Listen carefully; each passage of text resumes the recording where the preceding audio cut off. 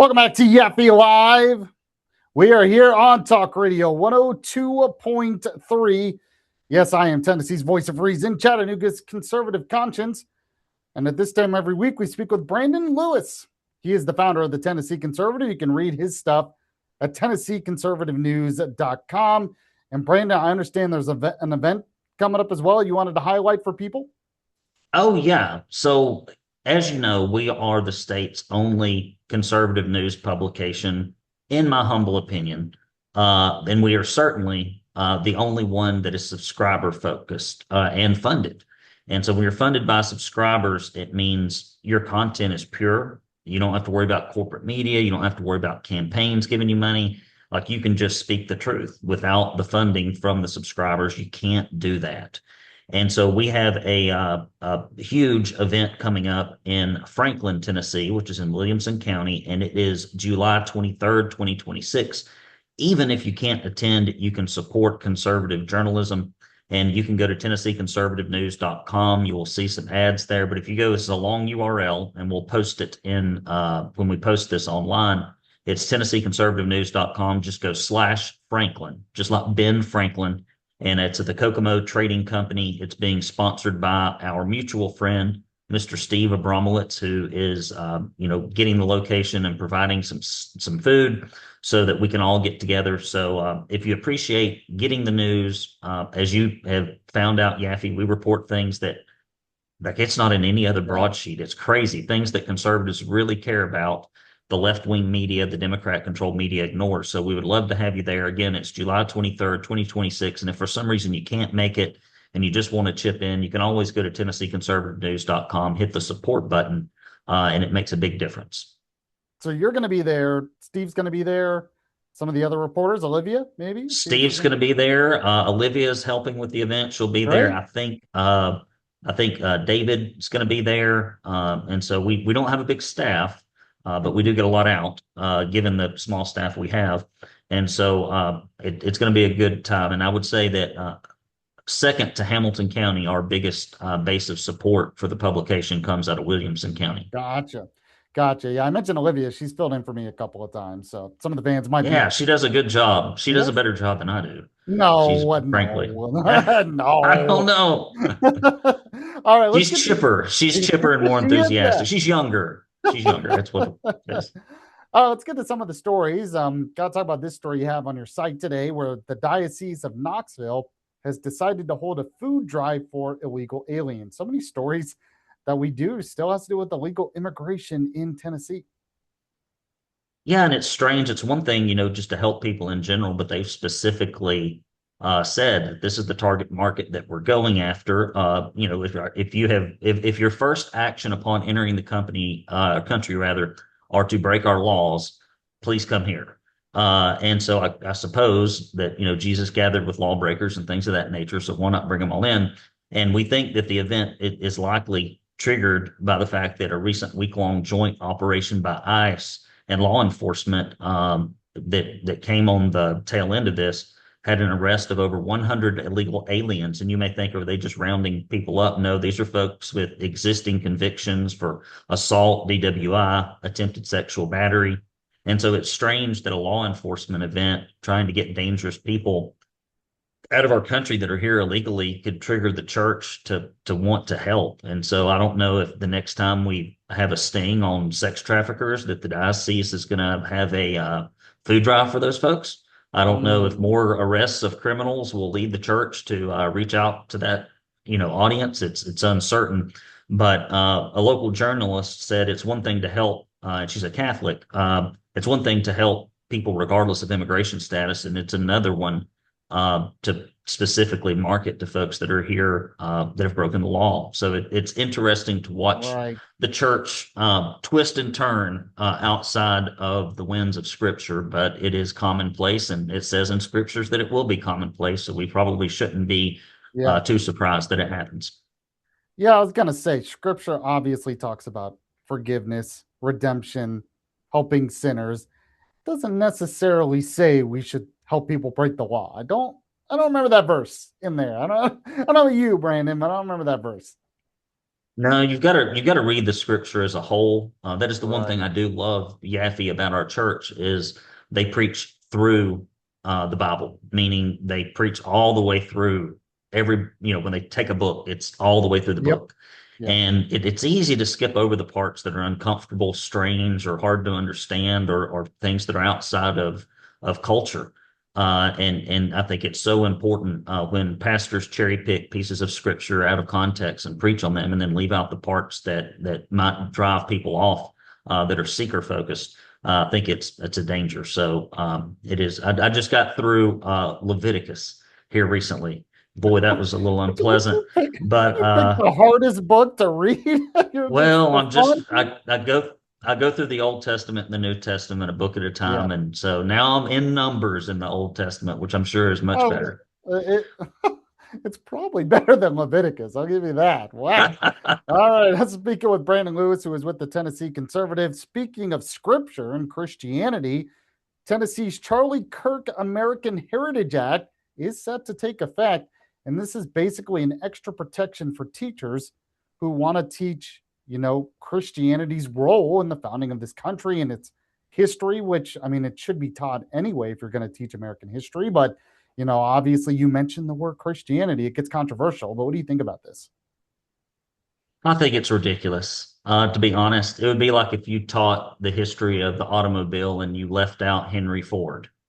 Yeah, How do right. the guy that invented the assembly line and everything that came with it in modern American manufacturing, like how in the world could you possibly teach a subject that leaves out the core defining moment which it came? And my wife and I have been fortunate enough through our church's civic and culture program to go to Philadelphia, to go to Boston, and to really see where the founding came from. And it was the original pilgrims, those before the founding fathers, were here to escape religious persecution, Yep. frankly, in England, which is alive and well again. You can be Unfortunately. arrested for Yeah. praying in the streets today in England. And it's so strange because my wife's ancestor, Francis Fincher, was arrested for the exact same thing, which is why he immigrated Wow. to our country. And so we got to see his grave up in Boston, which is very interesting. Or is It's it on my Philadelphia? bucket The list, two by are the running way, to together. visit those Say places. again? That's on my bucket list to visit those places. You should go. I've got a list. If you go to Boston, which is my favorite big city, the cleanest big city on the eastern seaboard that I've been to, I've got a list I can give you. And Oh, I've okay. been there. I've been there Wow. twice. It's a great place. I'm kind of surprised Boston's clean. Didn't used to be. So I guess they've done a lot better in recent The years. downtown area, and it's wide and sprawling, that I've walked around in for days on end, was Huh. was very clean. The people are nice. They seem to take pride in their city. It's quite different than New York City, which is a big stink pit. I don't I care for that was about to say, place. thank you for not cussing. You look like you're about to cuss there, but thank you for not. Thank you for not cussing. Speaking with Brandon Lewis of the Tennessee Conservative. Now, that was one law that's about to take effect. You have a story on a bunch of laws that are actually about to take effect on July 1st, some on immigration and other things as well. Yeah, just to give you some things to celebrate on the 4th of July at the 250th anniversary of this wonderful and the best country that ever has been founded with the most freedom and economic opulence that has ever been there, contrary to what liberals will tell Yeah.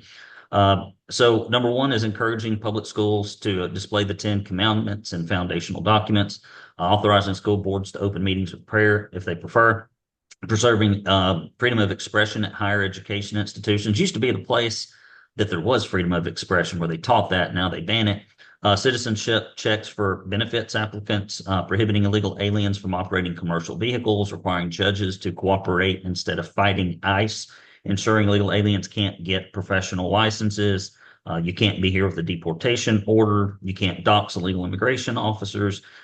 Criminal offenses for grooming minors. This is primarily focused at Tennessee teachers, which is a sad commentary in and of itself. Yeah. Prohibiting educators from having sex with former students. Yes, it gets better.